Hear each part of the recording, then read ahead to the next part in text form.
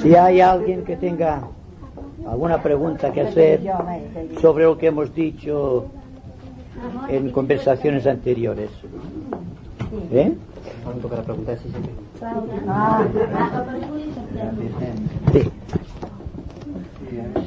Yo quería preguntar sobre las distintas clases de devas a los que podemos tener acceso por nuestro grado de evolución, con los cuales podemos intentar establecer contacto y trabajar con ellos, y la manera práctica de invocarlos.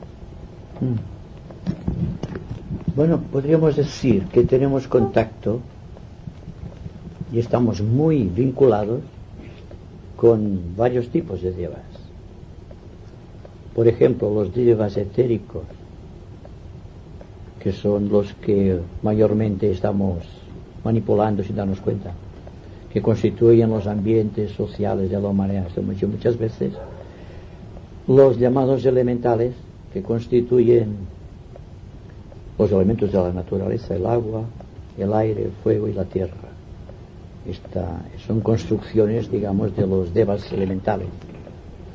Tenemos el cuerpo emocional, que está constituido íntegramente por los devas del deseo, o los devas del plano emocional inferior.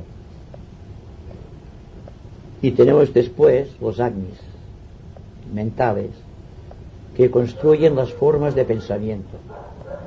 Así que nosotros, cuando decimos estamos pensando, o que estamos emitiendo unas vibraciones que al llegar al éter se convierten en pensamientos. Viene a ser algo así como la sangre, que aparentemente es fluida y que solamente se solidifica cuando entra en contacto con el aire atmosférico. Entonces estamos en contacto constantemente con estos tres tipos de devas: los etéricos, los astrales y los mentales.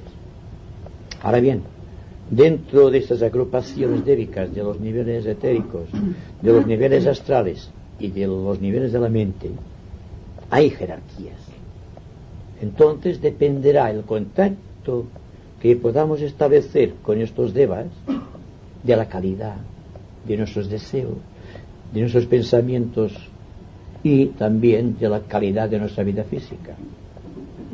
Y yo no puedo decir hay que hacer esto o hay que hacer lo otro, porque cada persona es un caso. Cada persona está vibrando a un nivel definido en conciencia, en un nivel etérico, en un nivel astral definido y en un nivel mental también muy definido. Por ejemplo, la unidad mental, que corrientemente está en el cuarto nivel, para el ser humano evolucionado. En otros seres humanos menos evolucionados están en niveles inferiores, en el tercer o el segundo nivel del plano mental. Y en cambio los grandes discípulos y los iniciados, que todavía tienen unidad mental, ha pasado al plano superior, ha llegado al tercer nivel, plano causal, y así se va realizando la obra, digamos, de redención de la materia mental, al ascender de plano en plano, o de soplano en soplano, y naturalmente solamente puede gobernar los devas en cada situación aquella persona que esté cualificada para hacerlo. Así que depende mucho del interés que tengamos por establecer contacto y los fines y móviles que nos conducen a querer controlar cierto tipo de devas. Si os dijese que hay una relación entre lo que estamos diciendo constantemente aquí acerca de la atención enfocada de la mente en las situaciones que se van produciendo en nuestra vida cotidiana, con el control que se va teniendo de los niveles etérico y astral a través de esta atención, quizá lo encontrarías como fuera de lugar, o que es algo que aparentemente no es posible. Porque decimos una cosa tan sencilla, cuando hasta aquí se nos ha enseñado, según los artes de la magia, que hay que someterse a severas y duras disciplinas para poder controlar ciertos tipos elementales de devas del deseo o de la mente. Entonces, cuando estamos en silencio profundo, cuando hay una una armonía completa o integración entre los distintos vehículos que constituyen la expresión de nuestra conciencia, digamos, corporal, o conciencia mental y conciencia astral, entonces, en el devenir de este proceso, a medida que vamos penetrando en ciertos niveles, vamos estructurando dentro de nosotros mismos unas áreas definidas de control. Y todos aquellos devas que están dentro, sujetos a esta esfera de control, podemos decir que están siendo controlados, pero no lo sabemos. Hasta el punto que unas veces controlamos y otras veces somos controlados por los mismos devas que están dentro de esta esfera que hemos creado, dentro del hemisferio de nuestra conciencia. De todas maneras, la vida, digamos, la vida de control emocional a través de una mente muy organizada, da como consecuencia el control del nivel etérico.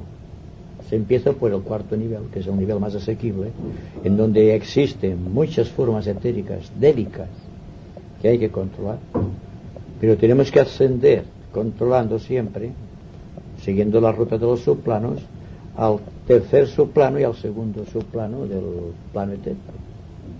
Digamos, el plano etérico es un cuerpo organizado.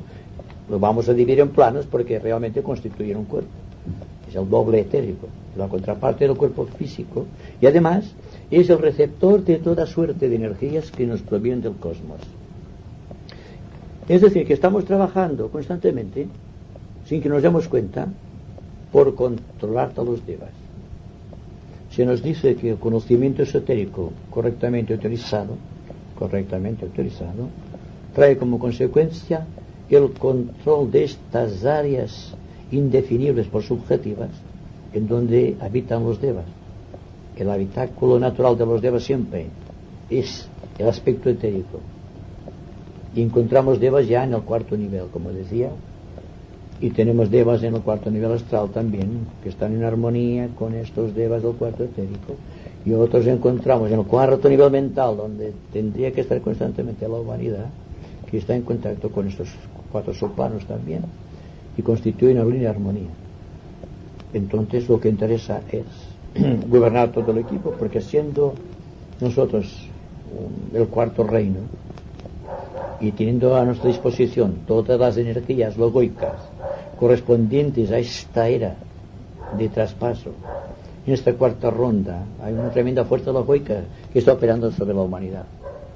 Y si añadimos a esto los grandes impulsos de Shambhala, que están penetrando poco a poco dentro de la humanidad, tendremos una idea de que estamos, sin darnos cuenta, controlando una considerable cantidad de devas. Pero al propio tiempo, por el propio estímulo de las energías, estamos siendo controlados por otro tipo de devas. Es decir, que tenemos controlados ciertos tipos de devas solares y en cambio estamos siendo manipulados por los devas que son lunares. Y la lucha de la humanidad está entre los devas solares y los devas lunares en sus distintas categorías o jerarquías. Para mí el proceso es simple. A la persona que se va controlando, se va definiendo como una entidad pensante con una mente organizada y que no se limita a pensar lo que proviene del ambiente, sino que está efectuando sus propias elucubraciones mentales. Esto ya da como una garantía, como una seguridad de que una gran fracción, digamos, débica está a nuestro alcance y estamos en cierta manera controlándolos. Daos cuenta también que cada uno de los átomos se constituye en nuestro complejo físico. Es el cuerpo de una pequeña entidad angélica, de la categoría X. Vamos a estas categorías, porque tendríamos que analizar todo el compuesto químico del ser humano, desde los líquidos, sólidos, gaseosos, todo lo que constituye el cuerpo físico, para ver la extraordinaria cantidad de elementos débicos que están actuando, aparte de nuestra voluntad, porque el esfuerzo primario fue realizado en otro universo. Por lo tanto, en un universo de tercer orden tuvimos la oportunidad de crear un cuerpo físico organizado, con un centro de conciencia que sin que se dé cuenta está controlando todo este hemisferio particular que llamamos la composición del cuerpo físico. Y ahora el trabajo es controlar los devas del deseo, porque los devas del deseo no han sido totalmente controlados ni todavía por los discípulos. Por lo tanto, es un área muy cruenta, es el Kurukshetra. Kurukshetra podemos decir que es la lucha de los devas lunares contra la imposición del yo. Es decir, que el yo recibe la inspiración del ángel solar, el alma en encarnación me refiero, y entonces todo este proceso está tratando de organizar la vida de sus tres cuerpos bajo un equilibrio, buscando esta integración, que es la base de esta presente era, que los hombres se integren, a lo menos hasta un punto en que el alma pueda adueñarse, el ángel solar, de sus vehículos y efectuar un proceso histórico más allá de lo que conocemos. En todo caso, todo cuanto estamos haciendo ahora es en un momento dominar a los devas y en otro momento ser dominados por los devas. El principio místico de la magia es absolutamente débil. La construcción de la Antakarana es una obra que corresponde a los devas, siguiendo la intención y el esfuerzo de nuestra alma. El nacimiento de un ser, la muerte de un ser, desde el mundo físico al otro plano, es cosa de los devas. La construcción de cualquier elemento químico en la vida de la naturaleza es dérico. Todo es dérico. Por lo tanto, tenemos que estar en contacto con los devas y aprender la técnica del contacto consciente. Y más adelante, el poder de gobernar los devas inferiores y poder captar a los devas superiores. Y el proceso humano, a lo menos para lo que el discípulo respecta, es que salir del control de los devas lunares en cada uno de los tres cuerpos y imponer el ritmo causal introduciendo los devas solares, no los ángeles solares, digo devas solares, es decir, aquellos elementos que constituyen el polo positivo dentro de la organización física, emocional y mental, en oposición a los devas que son lunares, que constituyen el aspecto negativo. Nos estamos debatiendo todavía en la polaridad devas lunares, devas solares, y hasta que el alma no controle, no haya equilibrado esos dos aspectos, lunar y solar, el alma solar, podríamos decir, el ángel solar no podrá manifestarse plenamente en la acción, digamos, en los mundos. No podrá tomar dirección de sus vehículos. Insistiríamos siempre en lo mismo. Si queréis ampliar más en otro aspecto. Sí, en este caso, se diría que cuando un discípulo ha llegado a controlar, a equilibrar los devas solares y los devas lunares, se puede decir que ha llegado ya a la tercera intención jerárquica, ¿no? Debido a este control sobre esos devas. ¿O no es así?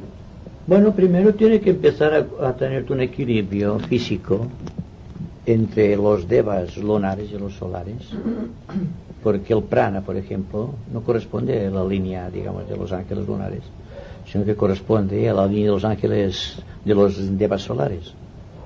Esos devas solares constituyen el prana luminoso, digamos. Hay varios tipos de prana, a pesar de que conozcamos solamente con el nombre genérico de prana, solamente aceptemos el que nos da vida y vitaliza el cuerpo físico. Pero el prana se utiliza también para armonizar los cuerpos, también para vivificar el cuerpo astral y el cuerpo mental, mantener su coherencia. Así que hay 7 clases de prana y cada uno de los planos tiene un tipo definido de prana. Y cuando hablamos de prana, casi que hablamos del prana puramente etérico, el que se introduce vía el cuerpo etérico y penetra después en el cuerpo físico a través de los chakras y después se convierte en las hormonas que se van a la sangre y todo el complejo, digamos, endocrínico. Es decir, que todo esto casi que lo sabemos y por analogía lo podemos admitir. Es decir, que hay que tratar de organizar la vida de acuerdo con este gran poder armonizador dentro de otros polos que están, en todos los polos están en todas las áreas de nuestra conciencia. Hay una polaridad astral, una polaridad mental, y donde ya no hay polaridad porque existe unidad es en el plano búdico, pero nosotros hablamos del plano búdico como una hipótesis mental. porque no sabemos exactamente lo que es. Y si una persona tiene una experiencia mística, búdica, tampoco la puede revelar porque le faltan elementos, faltan palabras y faltan expresiones y faltan todavía símbolos para expresar lo que es el plano búdico. El símbolo máximo que tiene el plano búdico es la plenitud en la acción, cuando todo el ser, no solamente la mente, no solamente el cuerpo emocional o no solamente el cuerpo físico, están totalmente en silencio,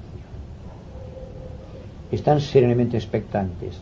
Quizá lo que define el estado de una manera muy abstracta y muy inconcreta, lo que es el plano búdico, es la serena expectación, la cual viene precedida constantemente por una profunda atención mental que está penetrando en la raíz de todos los hechos y todas las situaciones, y por lo tanto en ese trabajo, en esta intención, existe un gobierno natural de los devas. Está tratando de equilibrarlos, de fusionarlos, casi podríamos decir.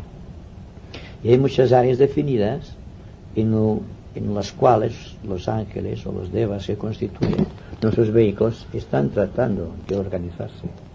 Por ejemplo, si tenemos un chakra muy desarrollado, significa que a través del esfuerzo de muchas vidas hemos llegado a una cierta plenitud en la acción de este chakra. Y todos los devas lunares y solares relacionados con este chakra están armonizados. Entonces podemos decir que todo viene con el proceso místico de la propia evolución. Vamos evolucionando al compás de los tiempos y estamos introduciéndonos cada vez en zonas más profundas de conciencia, en donde naturalmente hallaremos nuevas jerarquías angélicas, nuevos vacíos, podríamos decir, hasta llegar a aquel vacío absoluto, del cual no podemos tener todavía noción, porque constituye la prerrogativa de los grandes iniciados.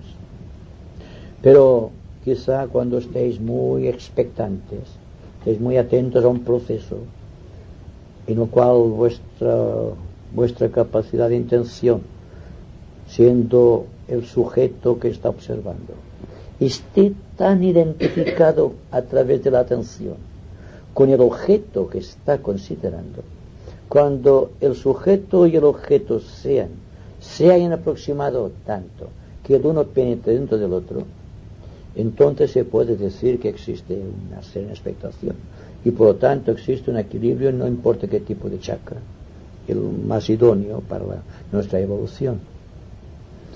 Y entonces podemos decir también que la iniciación en cada una de sus fases o caminos o recodos dentro del gran camino, porque hay varias iniciaciones, como sabéis. En cada iniciación el vacío es más profundo dentro de este espacio que llamamos círculo, no se pasa de la conciencia. No solo se ensancha nuestro círculo, no se pasa, sino también que hacemos vacíos dentro de este círculo. Vacíos cada vez más llenos de plenitud, paradójicamente hablando, y por lo tanto más llenos de la gracia de Dios. Y ahí vemos lo que es realmente la iniciación. Es penetrar en un vacío que podríamos decir que es la relación que tenemos con la mente o con el corazón de Dios en cada una de las iniciaciones que estamos consiguiendo. No es difícil de comprender si se utiliza la analogía. La analogía de las jerarquías, por ejemplo, de la conciencia, puede aplicarse íntegramente a los devas. Los devas están, tal como se dice en algunos libros más recientes de la jerarquía, desesperadamente tratando de penetrar en la conciencia de los hombres. Y según se nos dice, la conciencia de los hombres está completamente obturada, es invulnerable. Y el maestro dice que la perfecta vulnerabilidad es sabiduría. Por lo tanto, siempre digo, no seáis demasiado estrictos en la acción cuando estáis tratando de gobernar vuestros impulsos a través de una disciplina muy férrea. Hablo de la actualidad del mundo.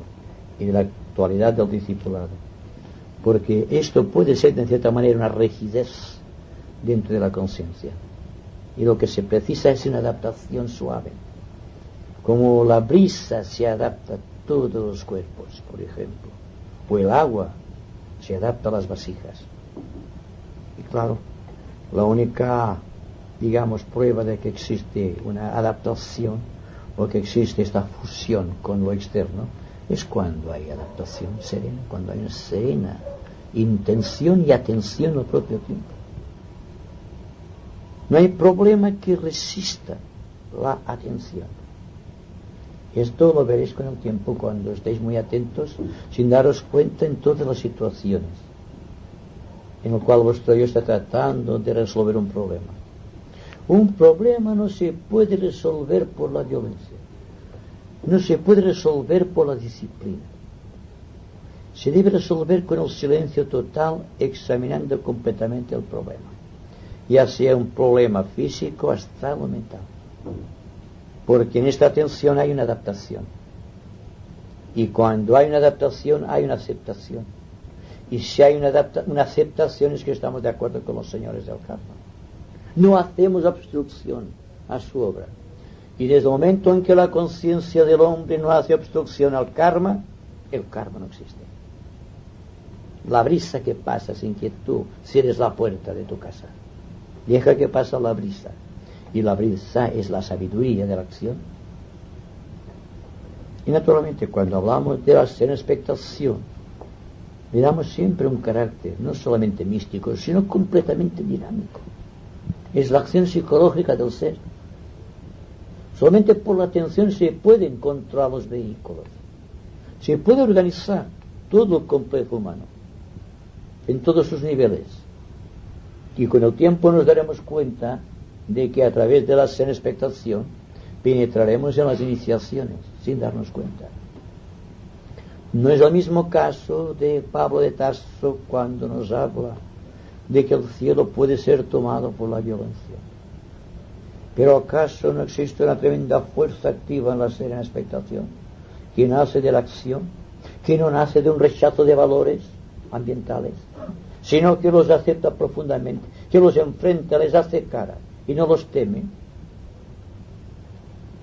Si meditáis en esto os daréis cuenta de la importancia que tiene en esta nueva era y en esta cuarta ronda, de esta cuarta cadena, de este cuarto esquema, y es dentro de este universo de cuarto orden lo que significa la serena expectación, porque corresponde al cuarto plano búdico. Y ahora empezamos a trabajar a través de la serena expectación en el cuarto nivel etérico del plano físico, para que os deis cuenta de que todo, si vais utilizando la analogía, está dispuesto de una manera tan sabia a través de los números, ya sea de planos, ya sea de cuerpos, ya sea de logos, ya sea de situaciones astrológicas, ya sea del número de los rayos que condiciona nuestro ser, ya sea de todo el complejo de nuestra vida, para que estemos hoy día persuadidos que es la época mejor, la presente, que ha tocado vivir al discipulado.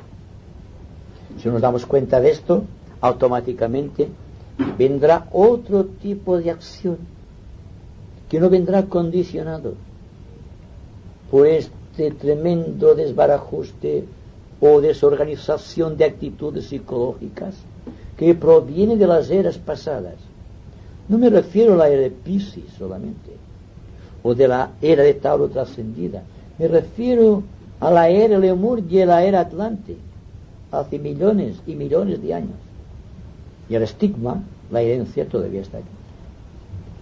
Todavía estamos desatentos, como estaba desatento el pequeño cerebro del hombre Lemur,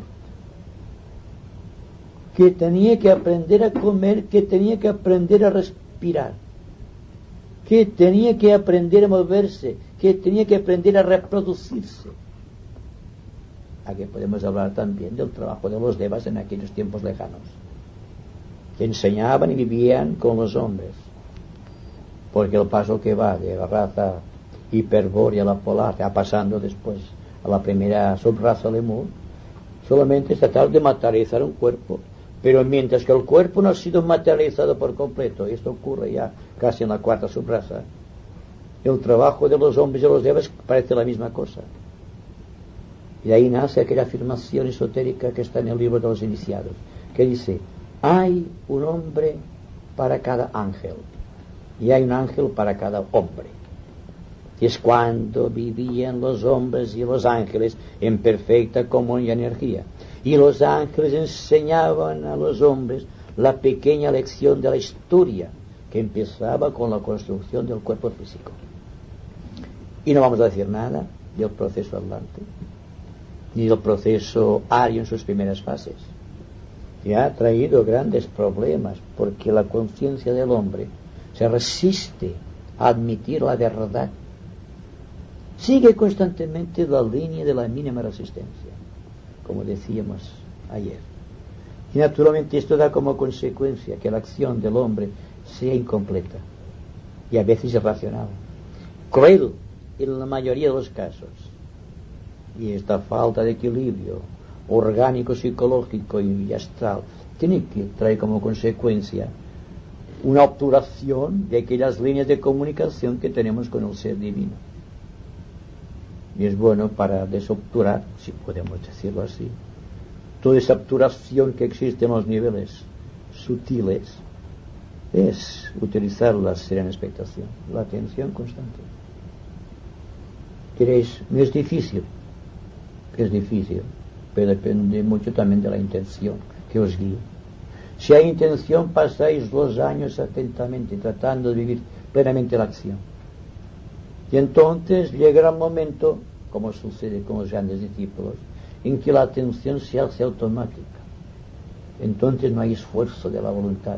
Todos los devas del cuerpo físico, todos los devas del cuerpo astral y todos los devas del mental inferior estarán sujetos a la acción del ángel solar.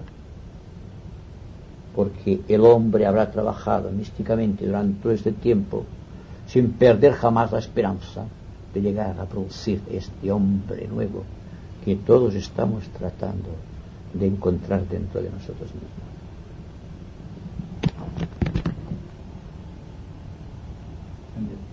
Cuando hablas de que la humanidad en su conjunto sigue la línea de mínima resistencia, al mismo tiempo está diciendo que la única forma de poder avanzar dentro del sendero espiritual es seguir la línea de máxima resistencia. Esta línea de máxima resistencia siempre lleva consigo un esfuerzo o una disciplina.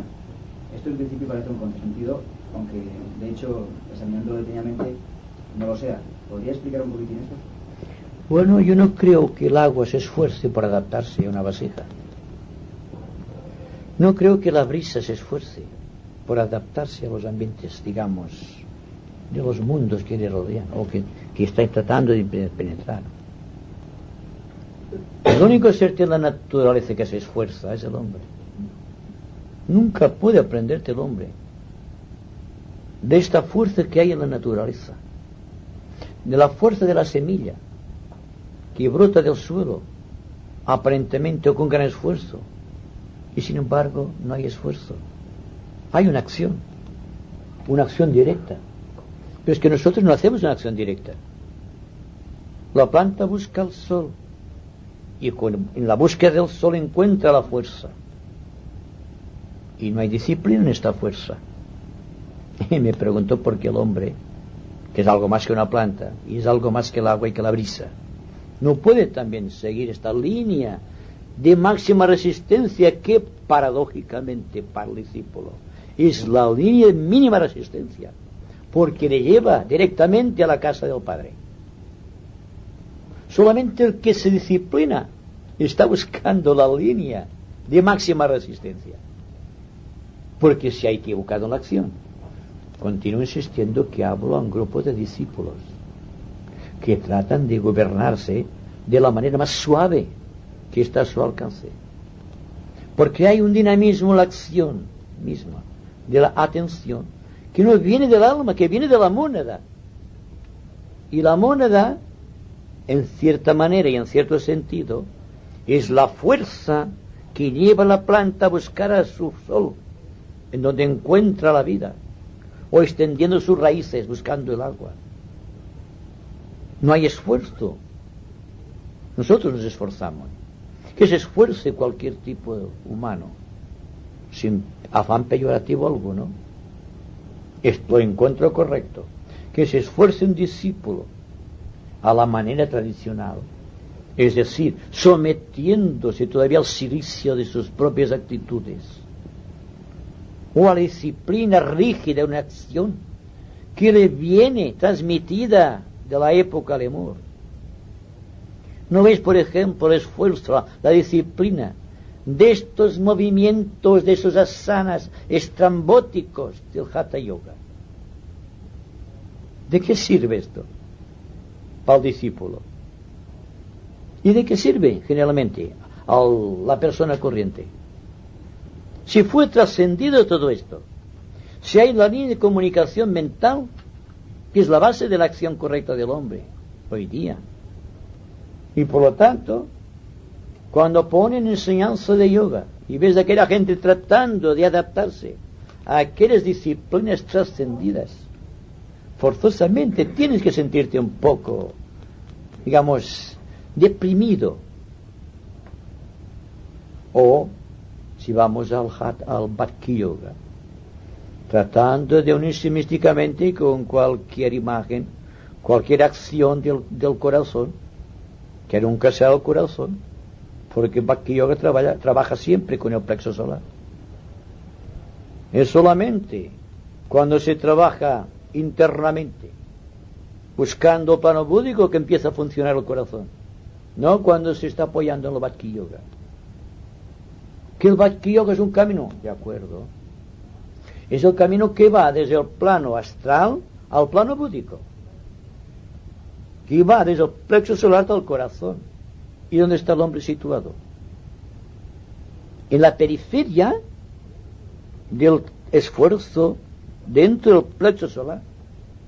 Y cuando siente una gran emoción, en realidad una intensificación del deseo por la intención en este centro, vemos que tiene un gran problema de adaptación y dice que aquello es una inspiración del corazón. ¿Qué sabemos del corazón? Si todavía no practicamos el Agni Yoga, siendo el Agni Yoga el yoga de la acción directa, el yoga de la acción sin esfuerzo. Aquí estamos ya otra vez con todo cuanto hemos dicho, con la inofensividad que debemos tener para con nuestro propio vehículo, de la misma manera que hay que utilizar una inofensividad con respecto a nuestros hermanos.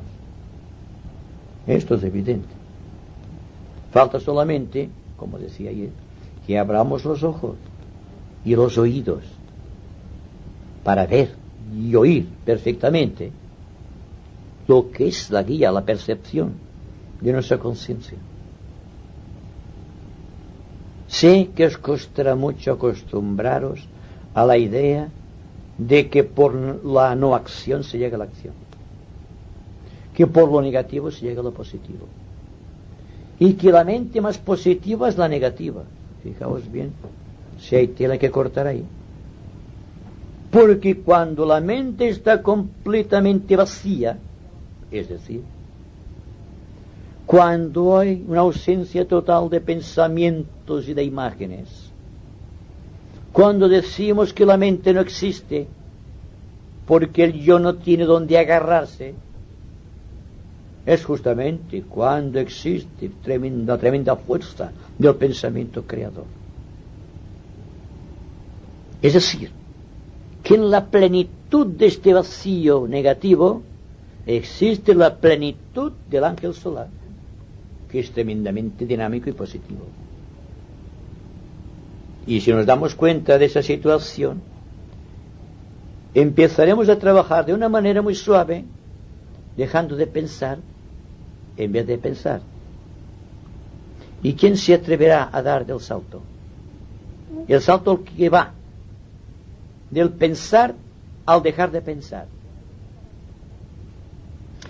Dejar de pensar implica, como veréis, controlar completamente el pensamiento, porque el pensamiento no se gobierna con una disciplina, sino con un dejar de prestar atención, lo cual implica estar muy atentos, si os dais cuenta. Lo que digo es algo que yo experimento, por lo tanto, para mí, esto lo podéis conseguir todos. Para mí, el vacío es una seguridad. Puedo coger o dejar mi mente a voluntad. Y como yo, ya me conocéis, si lo hago, también vosotros, que me conocéis, podéis hacerlo. Solamente hay que empezar. Porque cuando estáis dentro de la zarabanda de los pensamientos, ¿dónde está la acción creadora? Está siendo llevados de aquí para allá merced a estos pensamientos, que no son vuestros pensamientos, que son los pensamientos que os envuelven. Y por lo tanto, la única manera de dejar los pensamientos es dejarlos dejando de pensar. Pero de una manera suave, sin esfuerzo. No hagáis de esto una nueva disciplina. Porque entonces tendríamos que educar una disciplina para quitar esta otra disciplina. Y así de disciplinas en disciplinas llegaríamos a la obstrucción total. En tanto que si estáis atentos a un pensamiento, en la plenitud del pensamiento, sin darle forma alguna, observándolo simplemente, el pensamiento se disuelve.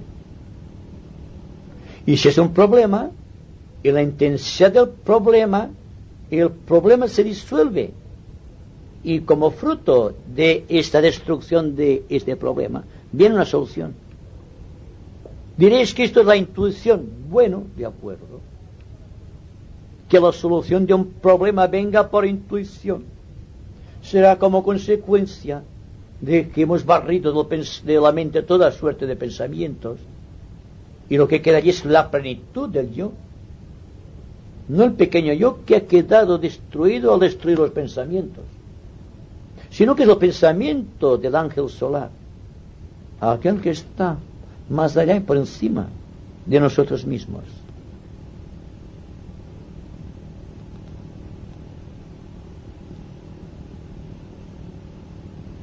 Naturalmente, y voy a terminar, la vida del discípulo de la nueva era tiene unos matices extraordinarios como jamás los tuvieron los discípulos de eras pasadas. Pues a nosotros nos corresponde el dinamismo y la dirección de nuestra actividad psicológica. Pasaron los tiempos en que el discípulo era un instrumento ciego, enteramente devocional, en manos del maestro. Los tiempos han cambiado. Hemos adquirido suficiente fuerza psicológica, podríamos decir, para poder navegar con nuestro propio y particular, digamos, barquito de vela. La orientación del barco de vela, que puede ser el de la mente, que puede ser el de la emoción, que puede ser del cuerpo físico, corresponde a la dirección del viento. Y la dirección del viento es el espíritu, es la mónada. Los que vamos dentro del barquito somos en la proa dirigiendo el ángel solar y en la popa nuestra pequeña alma. Y hay que tratar de organizar las velas de manera que el viento del espíritu nos haga llegar a buen puerto. Y la única manera de que nuestro barco de vela, surcando los mares del espacio, llegue a su punto de destino, que es la casa del Padre, depende precisamente de la atención que depositemos en todas y cada una de nuestras acciones. No demoréis el proceso, porque si os dais cuenta de que eso es verdad, hay que activarlo. Tampoco hay que impacientarse, tampoco hay que preocuparse, no buscando resultados definidos. Porque si buscamos un resultado definido, ya estamos buscando enseguida, como consecuencia, la disciplina. Medita eso, por favor. En tanto que si vas trabajando y ves que no sale la cosa, vuelve tranquilamente, sin esfuerzo, a esta tremenda vitalidad de la intención que surge del propósito espiritual de nuestra vida y que al convertirse en atención trae como consecuencia la serena expectación, la cual tiene como consecuencia final la penetración a través de las iniciaciones dentro del plano búdico. Me parece que hay un clímax suficientemente dinámico para poder hacer la meditación. Y por favor, el OM no es un canto, sale del alma. Canto en el sentido físico que damos a la palabra canto. Es una explosión de la energía del yo superior. La mente inferior y el cuerpo inferior solamente ofrece la garganta y el centro laríngeo. Por lo tanto, dejad que surja sin esfuerzo este canto.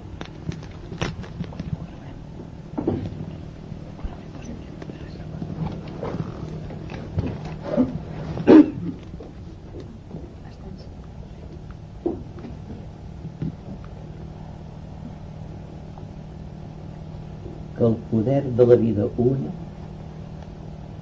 flueixi a través del grup dels verdaders servidors, els mestres de la jerarquia. Que l'amor de l'ànima una caracteritzi la vida de tots aquells que s'esforcen per ajudar els grans sers, els deixebles.